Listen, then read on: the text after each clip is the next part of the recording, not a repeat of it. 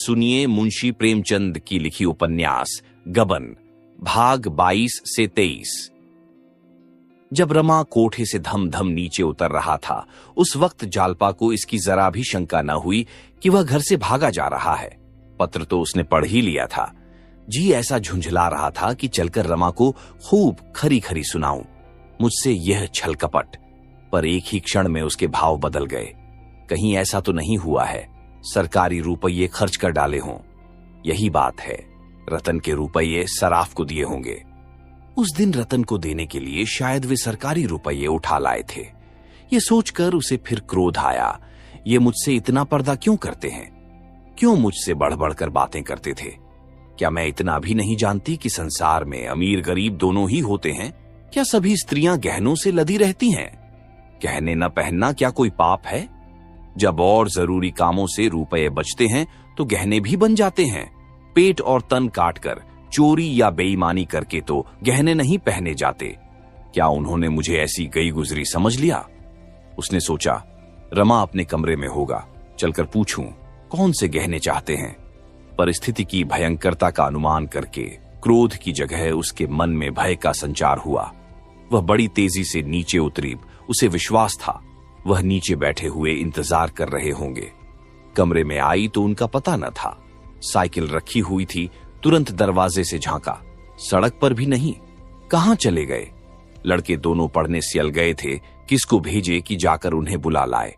उसके हृदय में एक अज्ञात संशय अंतरित हुआ। फौरन ऊपर गई, गले का हार और हाथ का कंगन उतारकर रूमाल में बांधा। फिर नीचे उतरी, सड़क पर आकर एक तांगा लिया और कोचवान से बोली, चुंगी कचहरी चलो। वह पछता रही थी कि मैं इतनी देर बैठी क्यों रही। क्यों न गहने उतारकर तुरंत दे दिए। रास्ते में वह दोनों तरफ बड़े ध्यान से देखती जाती थी। क्या इतनी जल्द इतनी दूर निकल आए? शायद देर हो जाने के कारण वह भी आज तांगे ही पर गए हैं, नहीं तो अब तक जरूर मिल गए होते। तांगे वाले से बोली, क्यों जी, अभी तुमने किसी बाबूजी को तांगे पर जाते देखा?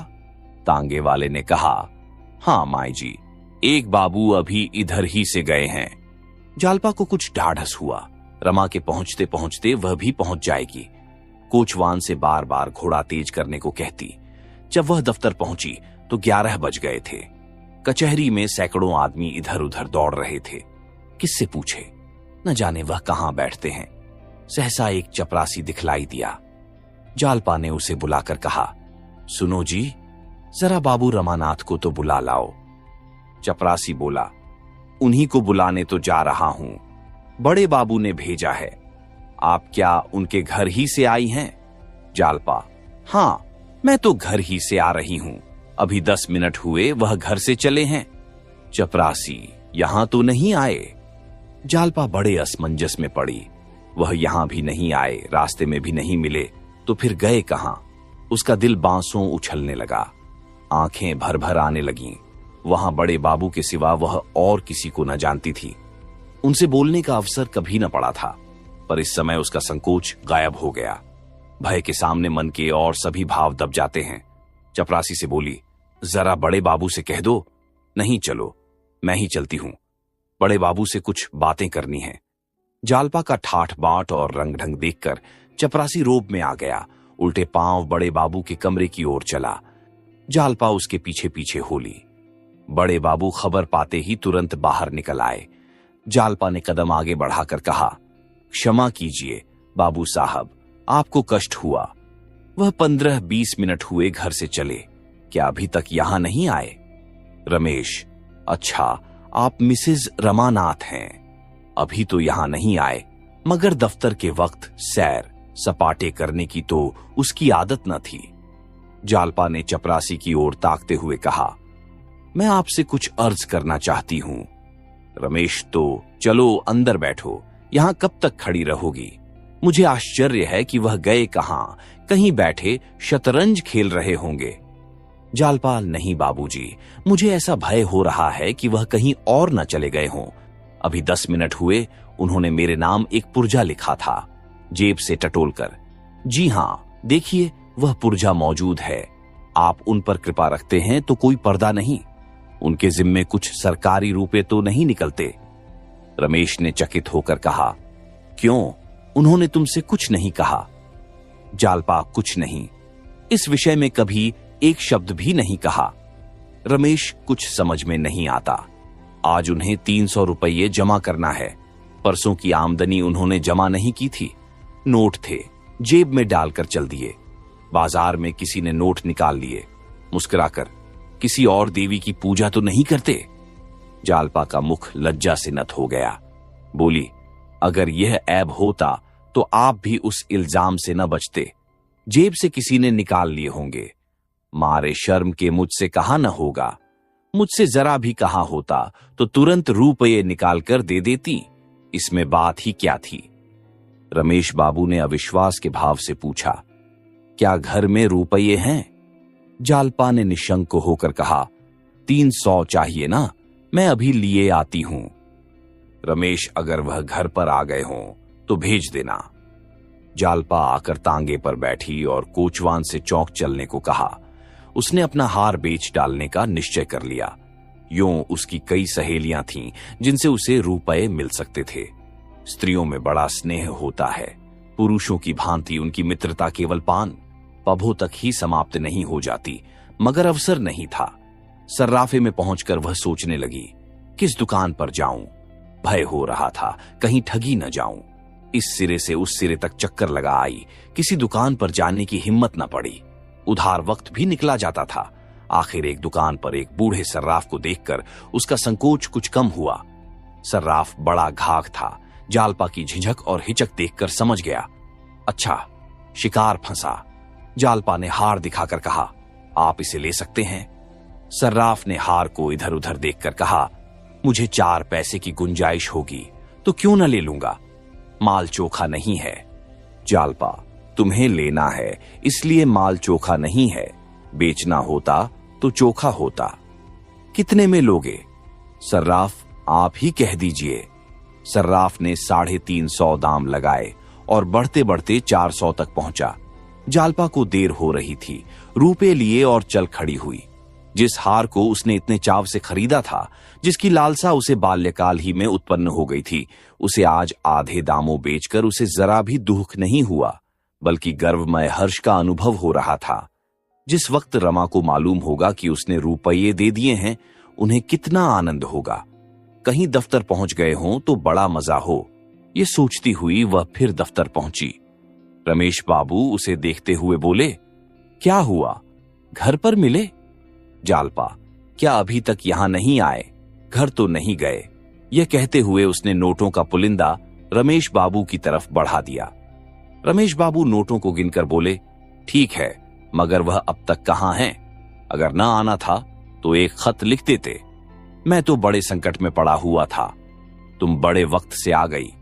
इस वक्त तुम्हारी सूझबूझ देखकर जी खुश हो गया। यही सच्ची देवियों का धर्म है। जालपा फिर तांगे पर बैठकर घर चली तो उसे मालूम हो रहा था, मैं कुछ ऊंची हो गई हूं। शरीर में एक विचित्र स्फूर्ति दौड़ रही थी। उसे विश्वास था वह आकर चिंतित बैठे होंगे। वह जाकर पहले उन्हें खूब आड़े हाथों लेगी और खूब लज्जित करने के बाद यह हाल कहेगी। लेकिन जब घर में पहुंची तो रमानाथ का कहीं पता न था। जागेश्वरी ने पूछा, कहां चली गई थीं इस धूप में? जालपा, एक काम से चली गई थी। आज उन्होंने भोजन नहीं किया, न जाने कहां चले गए। जागेश्वरी, दफ्तर गए होंगे। जालपा, नहीं, दफ्तर नहीं गए। वहां से एक चपरासी पूछने आया था। यह कहती हुई वह ऊपर चली गई। बचे हुए रुपये संदूक में रखे और पंखा झलने लगी। मारे गर्मी के देह फूंकी जा रही थी, लेकिन कान द्वार की ओर लगे थे।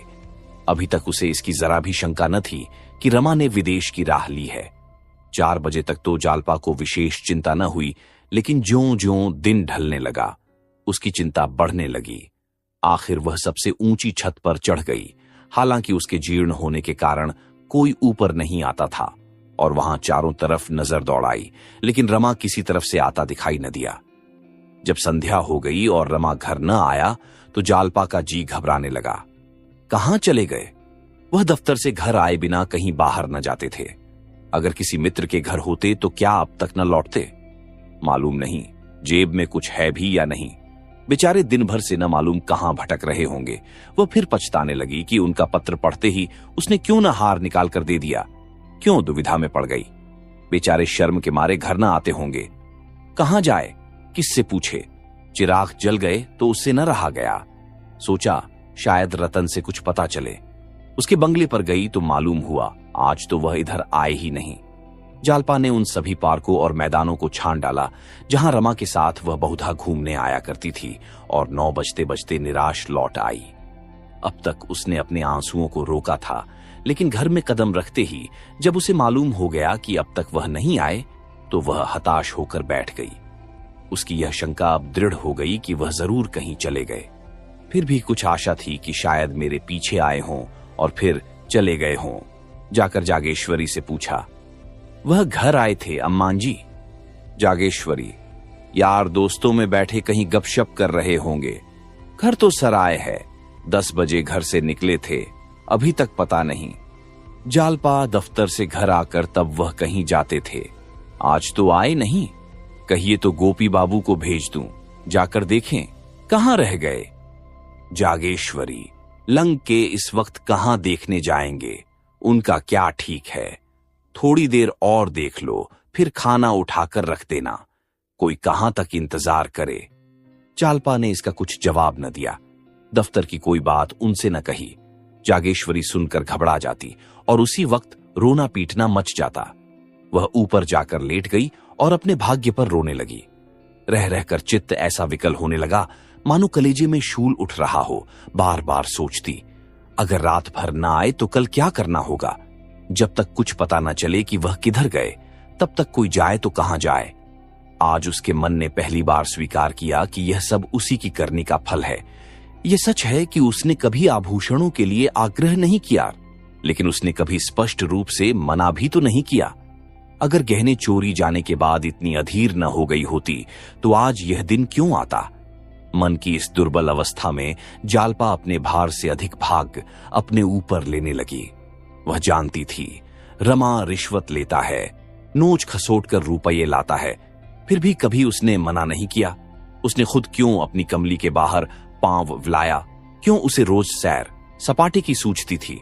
उपहारों को ले लेकर वह क्यों फली न समाती थी। इस जिम्मेदारी को भी इस वक्त जालपा अपने ही ऊपर ले रही थी।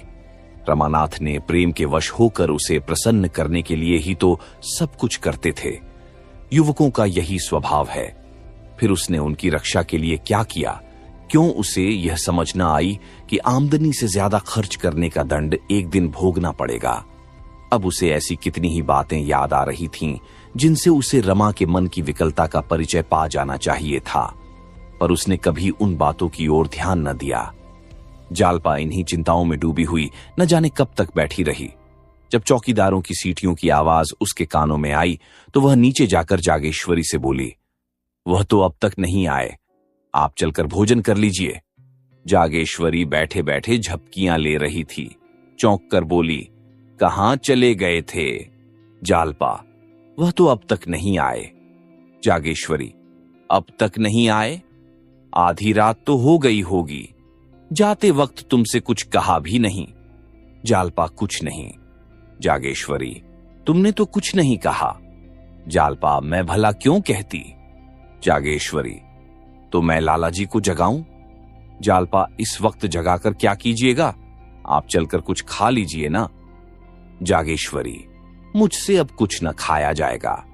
ऐसा मनमौजी लड़का है कि कुछ कहा न सुना, न जाने कहां जाकर बैठ रहा। कम से कम कहला तो देता कि मैं इस वक्त न आऊंगा। जागेश्वरी फिर लेट रही, मगर जालपा उसी तरह बैठी रही। यहां तक कि सारी रात गुजर गई।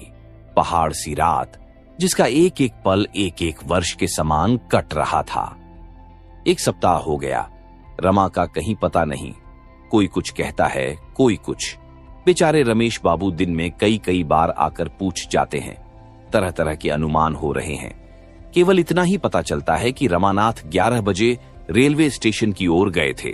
मुंशी दयानाथ का ख्याल है, यद्यपि वे इसे स्पष्ट रूप से प्रकट नहीं करते, कि रमा ने आत्महत्या कर ली।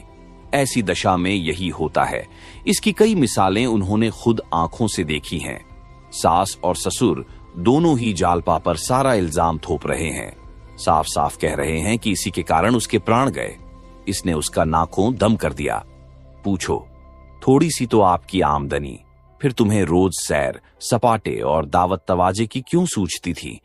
जालपा पर किसी को दया नहीं आती, कोई उसके आंसू नहीं पहुंचता। केवल रमेश बाबू उसकी तत्परता और सद्बुद्धि की प्रशंसा करते हैं, लेकिन मुंशी दयानाथ की आंखों में उस कृत्य का कुछ मूल्य नहीं। आग लगाकर पानी लेकर दौड़ने से कोई निर्दोष नहीं हो जाता। एक दिन दयानाथ वाचनालय से लौटे तो मुंह लटका हुआ था। एक तो उनकी सूरत यों ही मुहर्रमी थी, उस पर मुंह लटका लेते थे तो कोई बच्चा भी कह सकता था कि इनका मिजाज बिगड़ा हुआ है। जागेश्वरी ने पूछा, क्या है, किसी से कहीं बहस हो गई क्या? दयानाथ, नहीं जी, इन तक्षजों के मारे हैरान हो गया। जिधर जाओ उधर लोग नोचने दौड़ते हैं, न जाने कितना कर्ज ले रखा है। आज तो मैंने साफ कह दिया, मैं कुछ नहीं जानता, मैं किसी का देनदार नहीं हूं, जाकर मेम साहब से मांगो। इसी वक्त जालपा आ पड़ी। ये शब्द उसके कानों में पड़ गए। इन 7 दिनों में उसकी सूरत ऐसी बदल गई थी कि पहचानी न जाती थी। रोते रोते आंखें सूज आई थीं। ससुर के ये कठोर शब्द सुनकर तिलमिला उठी। बोली, जी हां, आप उन्हें सीधे मेरे पास भेज दीजिए, मैं उन्हें या तो समझा दूंगी या उनके दाम चुका दूंगी। दयानाथ ने तीखे होकर कहा, क्या दे दोगी तुम? हजारों का हिसाब है, 700 तो एक ही सर्राफ के हैं। अभी कै पैसे दिए हैं तुमने? जालपा, उसके गहने मौजूद हैं, केवल 2-4 बार पहने गए हैं। वह आए तो मेरे पास भेज दीजिए, मैं उसकी चीजें वापस कर दूंगी। बहुत होगा 10-5 रुपए तावान के ले लेगा। यह कहती हुई वह ऊपर जा रही थी कि रतन आ गई और उसे गले से लगाती हुई बोली, क्या अब तक कुछ पता नहीं चला? जालपा को इन शब्दों में स्नेह और सहानुभूति का एक सागर उमड़ता हुआ जान पड़ा। यह गैर होकर इतनी चिंतित है और यहां अपने ही सास और ससुर हाथ धोकर पीछे पड़े हुए हैं। इन अपनों से गैर ही अच्छे। आंखों में आंसू भरकर बोली, अभी तो कुछ पता नहीं चला बहन। रतन, यह बात क्या हुई? कुछ तुमसे तो कहा सुनी नहीं हुई। जालपा, जरा भी नहीं, कसम खाती हूं, उन्होंने नोटों के खो जाने का मुझसे जिक्र ही नहीं किया। अगर इशारा भी कर देते तो मैं रुपए दे देती। जब वह दोपहर तक नहीं आए और मैं खोजती हुई दफ्तर गई, तब मुझे मालूम हुआ कुछ नोट खो गए हैं। उसी वक्त जाकर मैंने रुपए जमा कर दिए। रतन, मैं तो समझती हूं किसी से आंखें लड़ गई। 10-5 दिन में आप पता लग जाएगा। यह बात सच न निकले तो जो कहो दूं। जालपा ने हकबकाकर पूछा, क्या तुमने कुछ सुना है? रतन, नहीं, सुना तो नहीं यार, पर मेरा अनुमान है। जालपा, नहीं रतन, मैं इस पर जरा भी विश्वास नहीं करती। ये बुराई उनमें नहीं है, और चाहे जितनी बुराइयां हों, मुझे उन पर संदेह करने का कोई कारण नहीं है। रतन ने हंसकर कहा, इस कला में ये लोग निपुण होते हैं, तुम बेचारी क्या जानो। जालपा दृढ़ता से बोली, अगर वह इस कला में निपुण होते हैं तो हम भी हृदय को परखने में कम निपुण नहीं होती। मैं इसे नहीं मान सकती। अगर वह मेरे स्वामी थे तो मैं भी उनकी स्वामिनी थी। रतन, अच्छा चलो, कहीं घूमने चलती हो? चलो, तुम्हें कहीं घुमा लावें।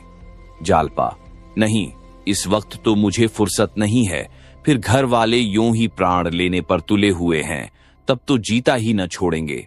किधर जाने का विचार है? रतन, कहीं नहीं, जरा बाजार तक जाना था। जालपा, क्या लेना है? रतन, जौहरियों की दुकान पर 1-2 चीज देखूंगी। बस, मैं तुम्हारा जैसा कंगन चाहती हूं। बाबूजी ने भी कई महीने के बाद रुपये लौटा दिए। अब खुद तलाश करूंगी। जालपा, मेरे कंगन में ऐसे कौन से रूप लगे हैं? बाजार में उससे बहुत अच्छे मिल सकते हैं। रतन, मैं तो उसी नमूने का चाहती हूं। जालपा, उस नमूने का तो बना बनाया मुश्किल से मिलेगा और बनवाने में महीनों का झंझट। अगर सब्र न आता हो तो मेरा ही कंगन ले लो, मैं फिर बनवा लूंगी। रतन ने उछलकर कहा, वाह, तुम अपना कंगन दे दो तो क्या कहना है, मूसलों ढोल बजाऊं। 600 का था ना? जालपाल, हां था तो 600 का, मगर महीनों सर्राफ की दुकान की खाक छाननी पड़ी थी। जड़ाई तो खुद बैठकर करवाई थी। तुम्हारे खातिर दे दूंगी। जालपा ने कंगन निकालकर रतन के हाथों में पहना दिए। रतन के मुख पर एक विचित्र गौरव का आभास हुआ, मानो किसी कंगाल को पारस मिल गया हो। यही आत्मिक आनंद की चरम सीमा है। कृतज्ञता से भरे हुए स्वर से बोली, तुम जितना कहो उतना देने को तैयार हूं। तुम्हें दबाना नहीं चाहती। तुम्हारे लिए यही क्या कम है कि तुमने इसे मुझे दे दिया। मगर एक बात है, अभी मैं सब रुपये न दे सकूंगी। अगर 200 रुपये फिर दे दूं तो कुछ हरज है? जालपा ने साहसपूर्वक कहा, कोई हरज नहीं, जी चाहे कुछ भी मत दो। रतन, नहीं, इस वक्त मेरे पास 400 रुपए हैं, मैं दिए जाती हूं। मेरे पास रहेंगे तो किसी दूसरी जगह खर्च हो जाएंगे। मेरे हाथ में तो रुपए टिकते ही नहीं। करूं क्या? जब तक खर्च न हो जाएं, मुझे एक चिंता सी लगी रहती है, जैसे सिर पर कोई बोझ सवार हो। जालपा ने कंगन की डिबिया उसे देने के लिए निकाली तो उसका दिल महसूस उठा। उसकी कलाई पर यह कंगन देखकर रमा कितना खुश होता था। आज वह होता तो क्या यह चीज इस तरह जालपा के हाथ से निकल जाती? फिर कौन जाने कंगन पहनना उसे नसीब भी होगा या नहीं। उसने बहुत जब्त किया, पर आंसू निकल ही आए।